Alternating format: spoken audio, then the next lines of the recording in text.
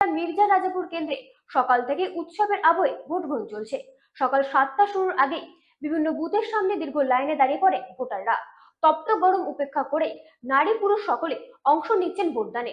এখনো পর্যন্ত পুরো কেন্দ্র জুড়ে শান্তিপূর্ণভাবে চলছে ভোট গ্রহণ। কোথাও কোনো অপ্রীতিকর ঘটনার খবর নেই।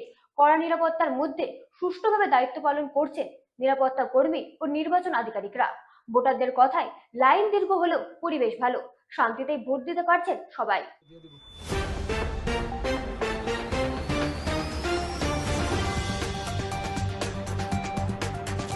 আজ ত্রিপুরায় সকাল 7টা থেকে 22 কাঠালিয়া মির্জা রাজপুর কেন্দ্রে শুরু হয়েছে ভোট গ্রহণ।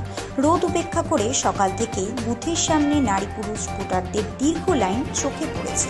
প্রতিটি বুথেই অত্যন্ত শান্তিপূর্ণভাবে ভোট চলছে এবং নিরাপত্তা ব্যবস্থা জোরদার করা হয়েছে। ভোটারদের নির্বিঘ্নে ও সুশৃঙ্খল পরিবেশে নিজেদের ভোটাধিকার প্রয়োগ করেছেন। এখনো পর্যন্ত কোনো অপ্রীতিকর ঘটনার খবর পাওয়া যায়নি।